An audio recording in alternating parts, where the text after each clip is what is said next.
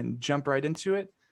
Greetings, ladies and gentlemen, my dear audience. This is Sean Cross migrating over from the Sean Cross and TSK Beowulf YouTube channel. TSK Beowulf, that's more of gaming. That's kind of the sideline thing at this point.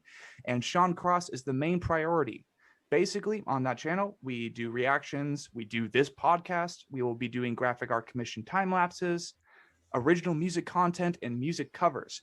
But this is the Anatomy podcast, and this is the third episode in which the second episode unfortunately got scrapped, but this will definitely make up for it, I'm sure, because we have Mr. Tom Cadden and Jack Simioni of To the Grave, right? That's how you pronounce it? Yeah, you got it. You nailed it. Sick. I'm good at doing names because I work a call center job, so I talk with like so many people. But to say the least, on the podcast, I'm not sure if you guys have watched the first episode with Devin Duarte of Warm Shepherd, but basically we split the Anatomy podcast into two separate sections. The first section will be covering you guys as musicians, your story so far, how you got into music and all that stuff, and there will be questions according to the topic. The second section of the podcast will be talking about the history of To the Grave as an entity, as a collective whole between all of you guys, the changes that you've done over the time, and what the future holds, to say the least. No pressure, because I know you guys just released the extended version of Global Warning Epilogue that is up on Spotify, that is up on all streaming services. It is absolutely phenomenal. And as far as I'm concerned, in our scene, there's While She Sleeps is a Sleep Society and To the Grave's Epilogue. Be sure to stream both of those albums. But diving into the first part with the history of the musicians themselves, my first question would be, as musicians, how did the story start for you? How did you get into music? Jack, would you like to take this one first? Yeah, I'll take this one. How do I get into music? Well, it would have been, I think, I started listening to metal really when I was 16, I think. I don't really remember how I did, but yeah. That's Right. where I started, more of like the mellower metalcore stuff, and obviously went down like the deathcore route. Mhm. And then yeah, fucking started started playing guitar when I was 17 because it was like really weird because it's like weird thinking back now. I'm like, why did I? But yeah, I think it was mainly like Born of Osiris's The Discovery. I was like, man, that's sick. I want to do that. Yeah, completely understood. How about you, Tom? Heard about Slipknot when I was in primary school, so around 7 or 8 years old. Right. At my friend's place because his older brother had posters on his wall and would be playing it all the time. And then all of a sudden saw the movie The School of Rock and was like, oh, fuck, these kids can play instruments. Yeah. I'm their age too. Maybe I can do this. And yeah, started playing guitar when I was, got my first guitar when I was 10 or 11 and Fun. Absolutely sucked for a few years and then picked it back up again a few years later and then, yeah. Sick. Well, to say the least, when you guys first started out as musicians, for Jack, I heard Born of Osiris, one of their records. I guess it was an older record. And for Tom, it was Slipknot, right? Like mainly Slipknot. Then you migrated into rock and then kind of just skyrocketed into your developing sound as musicians. Yeah, it was Slipknot, then finding out about Cannibal Corpse and all of that, and just making the slow descent into all things heavy, really. Right, for sure. Well, let's see. Are there any people in the scene that have been there for a really, really long time, whether specific individuals or just collective bands as a whole? Of course, like there's Born of Osiris, there's Slipknot, but were there other bands in the scene that helped you guys say like, oh my God, this is what I need to do. I need to get into this. I need to start building my musicianship and developing as a musician. were there any individuals or bands that just really, really just hit the spot, sparked it up for you, and you're like, this is what I need to do? Don't know how I'm going to do it. The journey is far. The journey is strange. It's unknown. It can cause fear, sadness, all the various emotions, but this is what I need to do. Yeah. Jason Richardson from Born of Osiris's The Discovery. That album was a massive step up, and hadn't quite heard music like that when that came out, and it was definitely a big influence in both myself and Jack's playing. Right. Yeah, that's super cool. Because we're basically talking from two different planets, that's the exaggeration that I used before, kind of living in the scene, the same country that Thy Art Is Murder came from, that Make Them Suffer came from, Polaris, let's see, Disentomb, all these different band projects and stuff.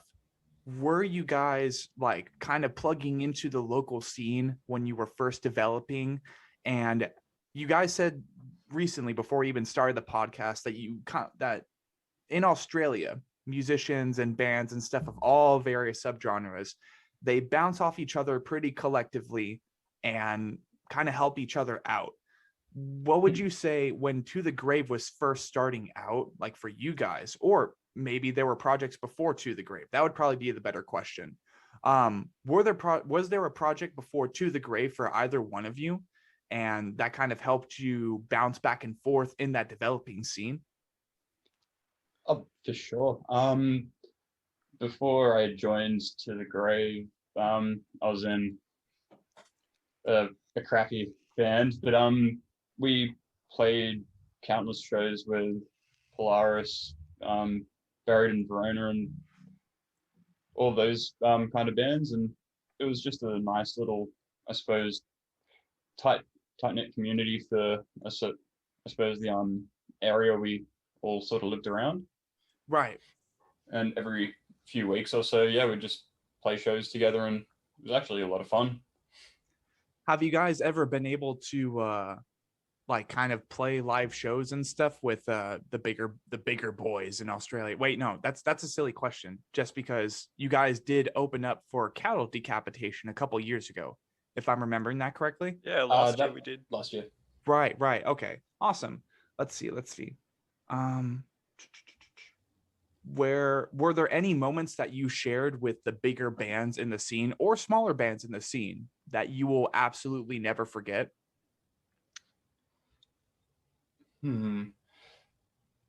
Having all the Vulvodynia guys in my bedroom on the Australian tour was pretty wild. I think, yeah, like...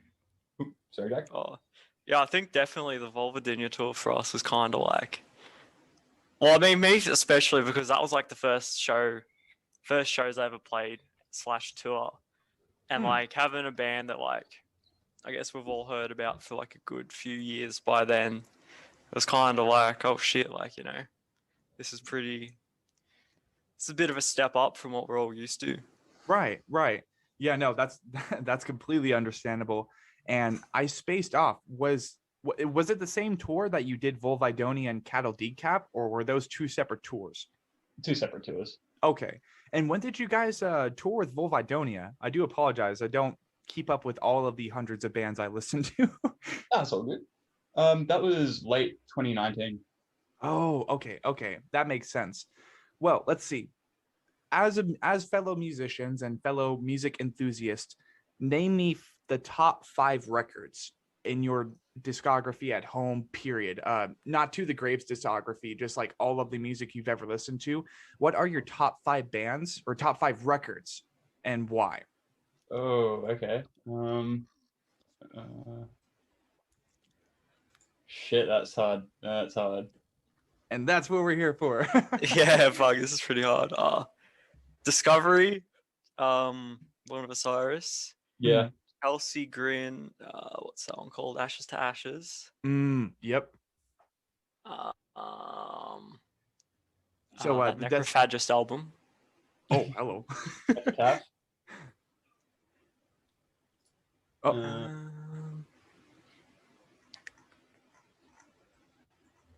Now I'm really making you think. Yeah, this is hard. I'm just happy I've got a bit more time to sit and think while Jack. Yeah. I'm like on Spotify now. I'm like, oh, which ones?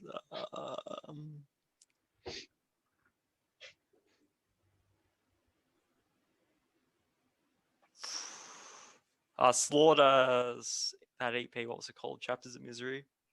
That was a big one. Yeah. And I think that was like Misery. I think you're simply called Misery or something, and that's where the Misery. I thing think it was the album. Yeah. No.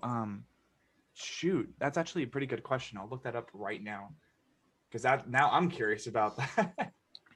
Probably my fifth one would be Shadow of Intent Reclaimer. I'd say. Yeah. Say those would be my 5. Right.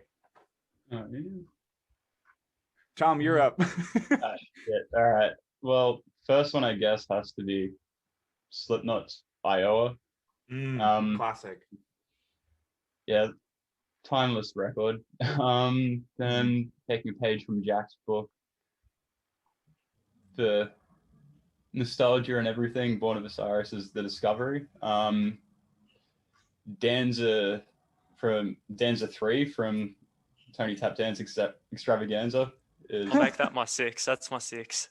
I'm fucking adding now.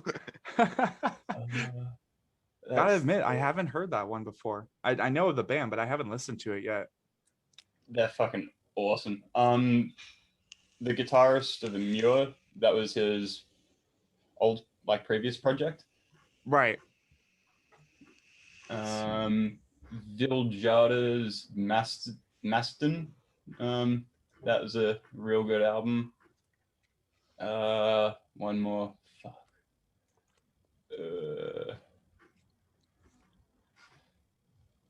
Batushka, Litigia. Oh, okay. Well, I definitely have not heard most of those records, and I do feel pretty ashamed. But I mean, there are thousands of bands out there, so that can definitely be something to add to the list. Except for Misery Sermon. That was the name of the last Slaughter record. And I'm pretty hyped for their next one, I gotta say. With Baba Yaga and all that shit. Like, damn, dude. That's gonna be fun. Let's see. This first part being that we've kind of covered how you guys developed as musicians and stuff. Now I'm just like kind of asking people questions and stuff. These are like top 5, top 10, that type of stuff. But basically, top 5 movies, I guess, would be the next question. That's another hard one. These Hell are good yeah. questions. Hell yeah. Truman Show. Oh, that's a good one. Movie, can I add TV shows? Oh, yeah. You can add TV shows. Sopranos. Better Call Saul.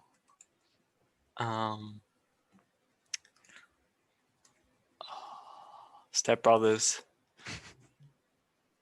That's a good one. Yeah. And like the first 3 Saw movies. Oh, the first 3 Saw movies, you said? Yeah. Okay, fun. Yeah, I haven't seen any of the Saw movies. Like, there's a lot Really? for me to catch up on as far as culture in general. I must admit. But I mean, that's pretty cool. Tom, you're up again. All right. Martyrs. Fuck.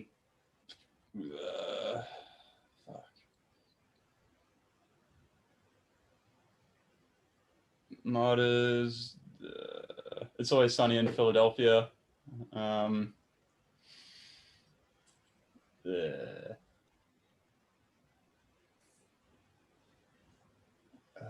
shit. Insert miscellaneous horror movies. Whatever Amazon Prime's got going. Shit. No, this is really tough. Toy Story. Oh, really? Yeah, Toy Story is fucking awesome. Hell yeah. The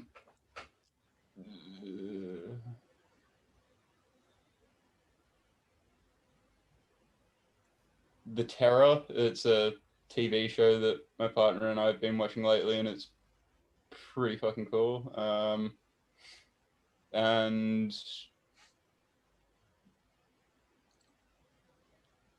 Step Brothers. Sick.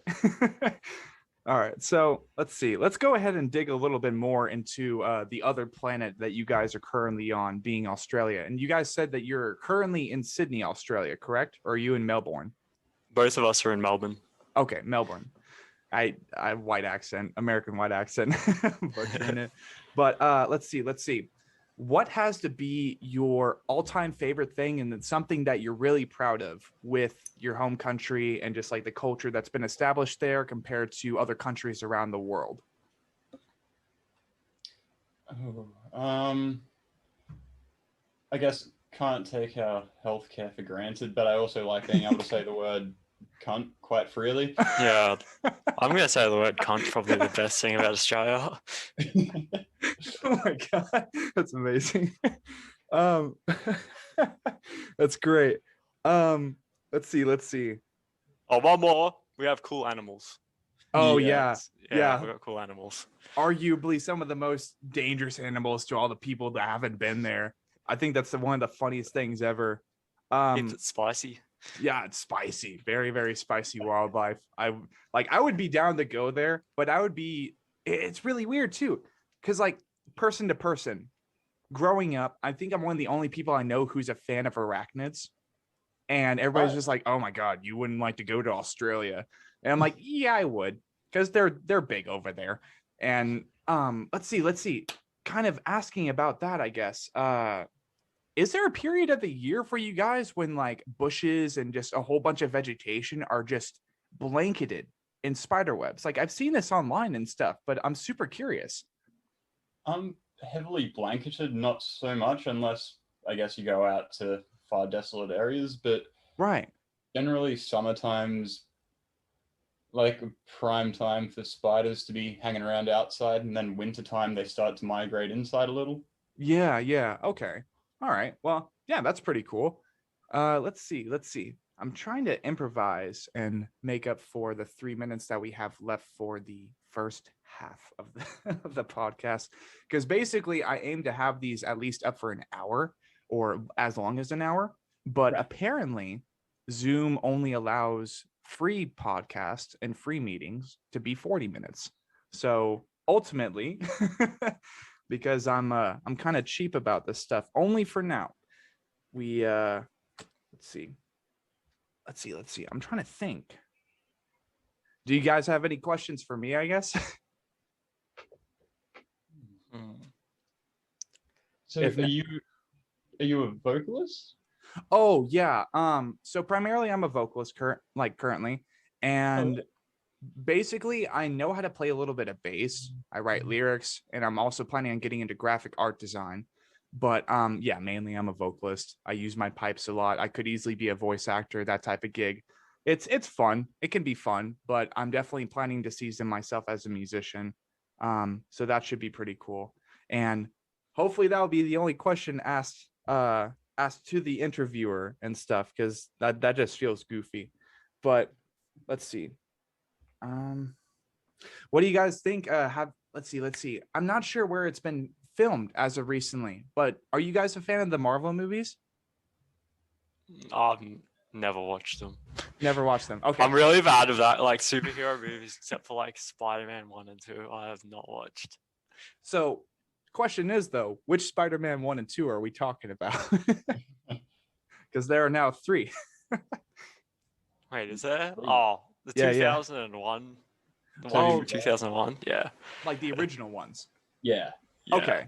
Well, I mean, you will be excited to know that coming from the source of a geek who daily plugs into that stuff on the daily, Dr. Octavius from the second one is coming back for the third new one.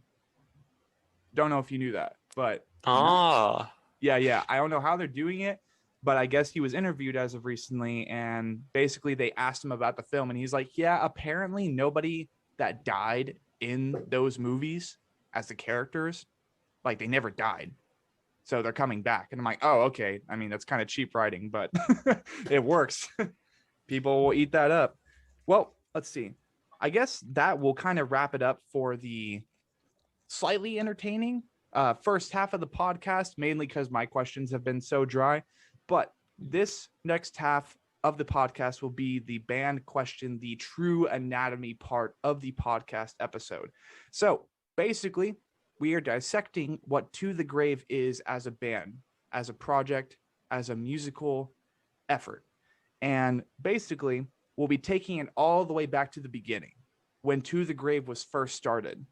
The first question I would have is how the band name was established.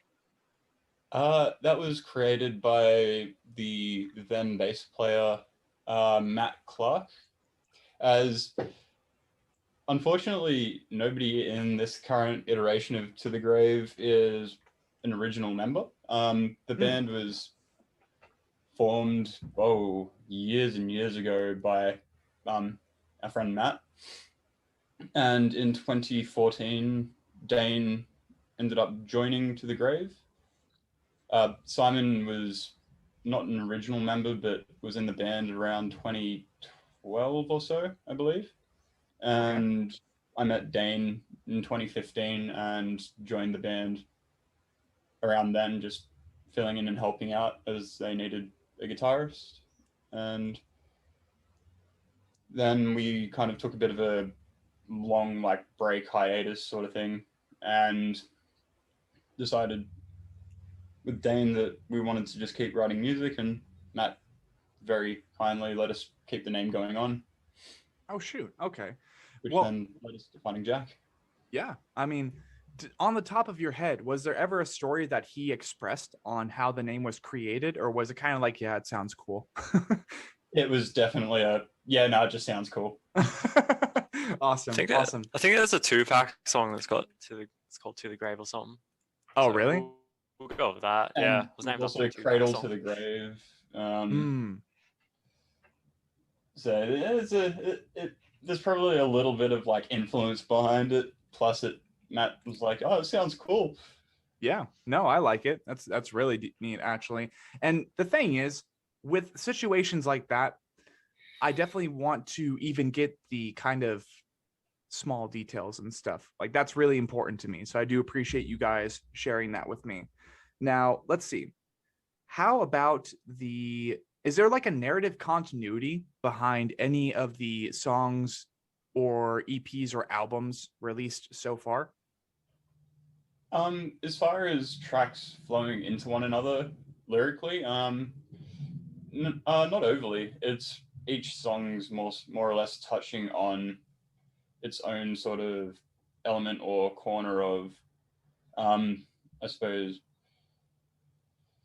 abuse in the animal industry, I suppose. Right. And yeah, Dane's a wonderful lyricist and comes up with some very grim stuff. Right. And the thing is, what I've always enjoyed about our scene is that we're not afraid on a constant basis to exploit issues like that. Not exploit, that's a little bit aggressive. We bring awareness to really, really important issues where I would dare argue that, except for maybe Earth or whatever, I forgot what it was called, but basically I'm not sure. It was a collab between Ariana Grande and all these massive musicians about Earth Day. I think it was actually called Earth Day. And that was, I think, one of the only musical efforts I personally have seen so far where they bring awareness to really, really, really important issues that people don't want to talk about because it's so graphic, it's so depressing and draining to think about. Here in the scene, we bring awareness to all of that. And I have to say that To the Grave as a collective whole is very, very good so far at making sure that so many issues very similar to animal cruelty and just global warming and stuff, hint the name global warning, a warning to humanity that we are messing up. Am I not wrong? No, that's hitting the nail on the head. Yeah, there we go. So yeah, global warning. It's a warning to the human race that we are messing up, that we are making mistakes where we shouldn't. Very, very simple stuff, whether in culture, whether in society, or worldwide. And I've always appreciated that To the Grave really hits that on the nail. It hits that on the spot. Now, kind of going full circle back to the band name. Sure, when it first started out, Mr. Matt Clark, he came up with the name and he was like, yeah, this is pretty cool. Yeah, well, let's go with this. But like over time, has there been a message that you guys have established among yourselves for what the band name truly means to you, at least? Can't speak for the other guys, but for me, personally, oh geez, I've never really stopped to think about that. I just, yeah. Well, I mean, yeah, that's completely fine.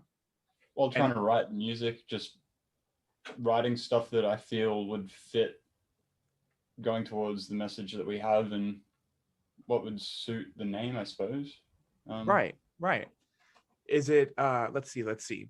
Would you best describe it maybe as a message of devotion, an expression of devotion and just dedication to these greater issues that we have at hand around the world? That is definitely a good way to look at it. Yeah. Sick. Any feedback from you, Jack? Yeah, well, I don't know. I've never really thought of that before, but yeah, what you said's like kind of like it does fit with the whole message in a way. Mm. Yeah, sick. Well, I'm glad I managed to smack that right on the head. Let's see. How about the album artwork? Are there stories behind the album artwork so far? On Global Warning, for example, there is a little flower and a date right next to it. I made sure to notice that because this is what I do. I really dig under the skin of all these band projects and I want to understand the story. Are there certain stories behind, for example, the Global Warning cover or really any of the art that you guys have released with the tracks so far? Well, the album artwork for Global Warning has an hourglass in the center of it. And we use the Extinction Rebellion symbol, which is essentially a line drawing of an hourglass. And it can signify a few different things, but it's kind of like time's running out. And that's more or less, I suppose, any sort of significant meaning of that artwork per se. Right. Yeah, that's completely fine. Like and then with Epilogue's artwork, I would have to double check with Dane, but I don't think that really bears much semblance to any of the lyrical content. Right. Yeah, no, that's okay. Yeah. Let's see. Is there a story behind the little date on the Global Warning album cover? That's the guy who drew that. That's his signature. Yeah. Oh, okay. So like the little flower and everything too, that's just like his signature. That's his John Hancock. Yep. Sick. That's it. All right, sick. Because he does like full oil paintings. And yeah, no, it's cool that he was so generous to do that for us. And yeah, there's no harm in him, signing his own work. Yeah, exactly. I completely agree. I sign all my own stuff all the time. My my little graphic for my email, that's the signature I'm planning to use at live shows along with all the entertainment medias that I plan to create and such. Let's see. How about collaborations? Are you guys planning to collaborate with any bands in the near future? Or off the top of your head, who would be a band that you would do like a split EP with per se? Ooh. And why? As far as immediate planned collaborations, we don't have anything in the works, but I guess my vote would be to collaborate with Chelsea Wolf or even Poppy. I think that would be really cool. Or Ghostman. Oh, that would be cool. I would actually love to see that. Poppy and have you guys heard of a Wargasm by chance? Nah. Oh, that's like it's like a new thrashy, more metal version of Poppy. And I think they're from the UK, but they could easily be from the States. Not completely sure, but they've kind of been popping up here and there. And yeah, they are literally just Poppy, but more thrashy. Let's see. Who was it that just said that? I do apologize. Was it Jack or Tom? Tom. Right. So, Jack, you're up. Who would you want To the Grave to split and collaborate with on a split EP or any type of collaboration, and why? It's hard to say really, because like there's a lot of great bands out there, but like I feel like us doing a collaboration with like another band of like a similar genre to us really wouldn't do us like, justice to Right. say. So it's like kind of hard to answer, because I feel like we kind of have our, our sound and all that. I feel like it would take away from it. So I really can't answer that, thinking of even artists outside of that. Yeah, like something like Poppy or something like that would be Yeah. interesting and add to it, I'd say. Right. And let's see. If in the future you are granted the opportunity, I mentioned this recently. I mentioned this on the first episode because it's something that really struck interest in me. But projects like the Tyrantophobia series, just as a whole, you got 2 EPs so far from Distant, and then you have Bring Me the Horizons post-human project, which part 1 was survival horror, and apparently that's only a fraction of this major post-human project that they're planning to do. Are you gentlemen planning on, like, if it was an opportunity, would you guys be establishing a massive narrative continuity with the music you write, or would you be sticking with the more in your face, just like, hey, this shit's going on in the world and we need to stop it? Would that be an opportunity that you would utilize to kind of go in a different direction as far as To the Grave? It's something I wouldn't mind dabbling with or experimenting with, but it's one of those things where being able to have each song be its own statement also holds a lot of merit. I find that being able to experiment with like a narrative drawn over at the least like a couple of songs would also be really cool. But we haven't really had like a sit down talk and gone, all right, let's do a concept album, EP, or anything of the sorts just yet. Yeah, no, that's completely fine. And I mean, at least the thought is there. If not an original narrative, would you guys be drawing inspiration from various maybe horror movies? Because I'm not sure if horror movies and horror culture has had any impact or inspiration on what To the Grave has established itself to be. But oh yeah, oh, it has? oh yeah. Oh, hell yeah. That's awesome. So that being said, if you guys were to draw inspiration and perhaps similar to Einstein Kills the Silver Scream, or the I think it's like called the Book of Stories, the record before that did all the very, very older tales, would you guys do something similar to that compared to just establishing your own narrative continuity? Well, being able to use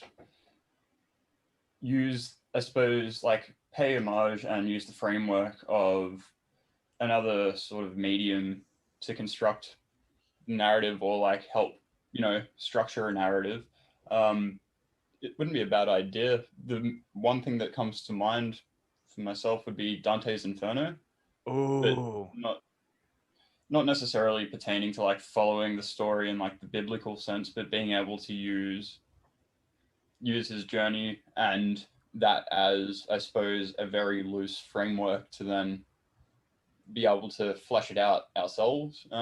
yeah. Jack? Yeah, that's really cool. Yeah. No, you're good. Yeah, it's like it'd be cool. Yeah, it would be cool to do like something like that, but still, obviously have because I feel like the lyrical content we have so far is like pretty crystal clear. If you read it, you're like, Mhm. you know exactly. Like, and that's like, if we could do that and like it still retains the message 100% with 100% clarity, like it would be sick, obviously. Yeah. Well, let's see. I just came up with this question and I'm like, Oh, I'm really curious about this. What individually or collectively to you guys is the most important thing when writing any song so far, or any of the content that you guys are currently working on? Because the grind is constant. I know that for sure. What is the most important thing for you guys, to creating a really, really good To the Grave song? Hooks, like Oh yeah, hooks. being able to, I suppose, write like a vibe for each track, so it's kind of got a bit, not like storytelling, but each song's kind of got its own sort of statement and sound. That's what I try and aim for. I don't want to just write a collection of songs that all sound the same, I guess. Yeah, yeah, I completely agree with that. How about you, Jack? Yeah, what Tom said, plus like, adding like moments where like, there's like something will catch you off guard, stuff like that. That kind of, brings people back in, not ready to know what they're going to expect at the same time. Right, right. So definitely just making sure that each of the tracks that are a part of this massive project are very individual. You can tell them apart. And I mean, hell, I can definitely tell them apart. I can definitely hear the difference between Ecocide and Miserable Summer, because those are really massive tracks. They've been massive tracks to me. They've been in my playlist. I make sure to watch the music videos for them quite regularly because I'm a very visual guy. Let's see. Who is the main brain behind the music videos? That's a question I think should be answered. That is our good friend Elliot Savage. He's done all but one of our music videos. And no, he's just a wonderful guy to work with. We he must just dread whenever we send him a message, hitting him up to work with us, as we generally have a habit of doing 2 videos in one day, but he's an absolute soldier, and he just gets through it and makes the videos look awesome. Yeah, I completely agree. And what was the one video that he hasn't done yet? I'm pretty curious about that. That was for our song Slaughter Forever. Oh, okay. So other than that, and if I'm remembering this correctly, the gentleman that you're talking about, he was on the Eat, Sleep, Grave, Repeat documentary, right? The scrawnier Yes. dude. Ah, sick. Okay. Yeah, Yeah. that's really neat. And not gonna lie, he's done really, really good with the music videos, the visual aesthetics, the color palette that I've seen with the To the Grave music videos has been absolutely phenomenal. I guess speaking from the perspective of the band members themselves, what has been your favorite track so far, and what really allowed it for you to be your absolute favorite so far? Ooh.